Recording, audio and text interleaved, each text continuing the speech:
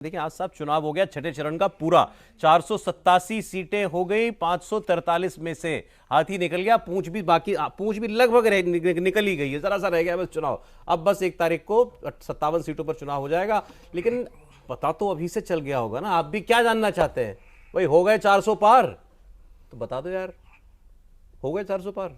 मैं तो पहले बता चुका हूँ आपके पिछले निकालता हूँ अभी, वो तो मैंने लिखित में दे रखा है, प्रोग्राम में आए थे। अच्छा आज चलिए इससे ही शुरुआत करते हैं।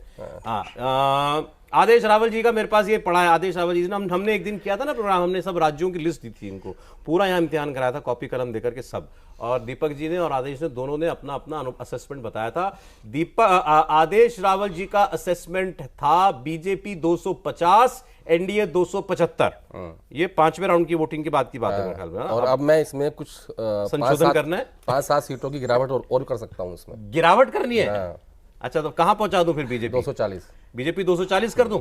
इससे तो शेयर बाजार भी गिर जाएगा आदेश भाई, इससे तो मंडे को शेयर बाजार भी गिर जाएगा। मेरे कहने से नहीं गिरेगा ना, आधे घंटे का प्रोग्राम है। और शेयर बाजार के बारे में प्रधानमंत्री जी भी बोल चुके हैं, अमित शाह जी भी बोल चुके हैं। आदेश रावल कह रहे हैं 240 भाजपा 240, तो मतलब एनडीए खींच के 270, यही मतलब हुआ ना? नहीं, मैं 270-75, देखिए क्या होता है जब आप कोई डाटा देते हैं ना, कोई आंकड़ा देते हैं, उसमें +-10 तो रहता ही है, ठीक है। तो मेरा ऐसा मानना है कि 235-240 बीजेपी और लगभग 30 से 35 सीट एनडीए, और इसमें सबसे बड़ा जो स्ट्रॉन्ग अलाई बीजेपी का सामने आएगा वो होगा टीडीपी, चंद्रबाबू नायडू, टीडीपी, ठीक है, जिनको सबसे ज्यादा सफलता मिलने वाली है एनडीए में इस बार। और जो सबसे ज्यादा नुकसान होगा बीजेपी का वो होगा महाराष्ट्र में। ओके, एकनाथ शिंदे की पार्टी, अजित पवार की पार्टी, ये जो स्ट्रॉन्ग अलाइज थे बीजेपी के, इन सब को नुकसान। अभी मैं राज्यवार बात करता हूं। आपने जो घटाई है सीटें, आपने पिछली बार से 250 की 240 बीजेपी कर दिया आपने, तो कहां से घटा रहे हो? और मैं बता रहा हूं ना, महाराष्ट्र, कर्नाटका में लगभग 10-12 सीटें कांग्रेस गेन कर रही है। पिछली बार उनके पास एक ही सीट थी, ठीक है, तो वहां नुकसान हो रहा है। राजस्थान में नुकसान हो रहा है, हरियाणा में नुकसान हो सकता है।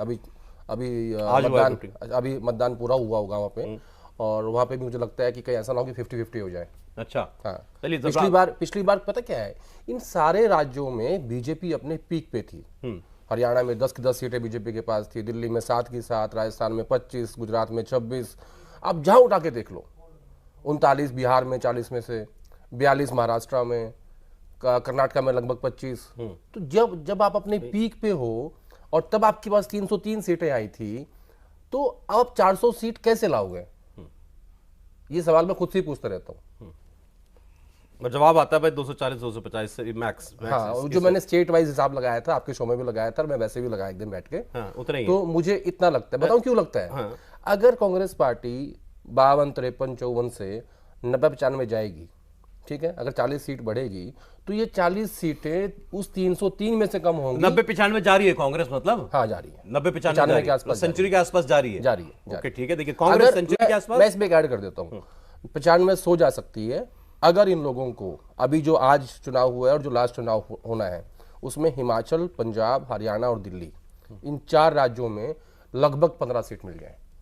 ठीक है, ओके, ठीक है, ठीक। अगर 15 सीट आ जाएंगी तो ये 100 टच कर जाएंगे। अपना रिवीजन, अपना एस्टिमेट रिवाइज कर दिया उन्होंने। 5वें चरण के बाद उन्होंने 250 बीजेपी कहा था, उन्होंने 240 कर दिया आदेश रावल जी ने। दीपक जी का असेसमेंट था बीजेपी पहले दिन से, मैं कह रहा हूं 303 प्लस, पहले दिन से। हाँ, दीपक जी का था बीजेपी 340 और एनडीए 373। सर आप 340 कह रहे हो, ये 240 कह रहे हैं, 100 सीट का अंदर। मेरे सामने देश के 2 मूर्धन्य पत्रकार बैठे हैं, दोनों ग्राउंड पे, दोनों ग्राउंड की समझ रखने वाले। आज इस पर बहस ही हो जाए। मुझे बताइए, चलिए, ये अंतर नहीं समझ में आता। चलिए मैं आदेश से कुछ सवाल पूछता हूँ, आदेश से पूछ लो भाई। देखिए, आप सौरभ से पूछे ना, मुझसे क्यों पूछेंगे? नहीं, पूछिए। कांग्रेस बीजेपी थोड़ी है, वो कहता है मैं आपके सवाल का आपका मेरा कोई मुकाबला नहीं हो सकता। आप इस देश के पत्रकार हैं, हम आपको देख के सीखे। अरे आदेश, नहीं, but he wants to question you कि भाई आपके एनालिसिस पर वो सवाल कर रहे हैं। देखिए, पूछिए लॉजिक की बात। चलिए कांग्रेस 100 आ जाए, बाकी सीटें कहां से आ रही हैं? और मैं आपको ये बता दूं, चलिए मान लीजिए बीजेपी 200 आ गई, 220 आ गई, सिंगल लार्जेस्ट अलायंस तो होगी ना आदेश भाई, सरकार तो बनेगी ना। खत्म, तो बात ही खत्म हो गई। ये मैंने कहा नहीं, बात ही खत्म हो गई। मुझे एक लॉजिक के साथ समझाइए, मुझे एक लॉजिक के साथ समझाइए। जब नरेंद्र मोदी कह रहे हैं कि मैं तो अभी भी 400 पे बैठा हूं, तो जब चुनाव आएंगे तो वो 400 पर बैठे होंगे। कैसे? ऐसे, क्योंकि जो अभी उनके साथ दिखाई नहीं दे रहे हैं साउथ के दल, वो भी उनके साथ जुड़ मुझे जाएंगे। एनडीए में इंटरेस्ट नहीं सर, मुझे बीजेपी की सीट बताओ आप। बीजेपी आपने 303 प्लस पहले दिन से कह रहा हूं आपने मैं। 340 मैंने कही आपने। 340 उस दिन असेसमेंट के बाद कही थी, आखिरी दिन में फिर रिवाइज करूंगा इसको, लेकिन मैं अभी भी ये कह रहा हूं बीजेपी 303 प्लस है। That's मैं all। इसमें एक ऐड करना चाहता हूँ। हाँ, बताइए।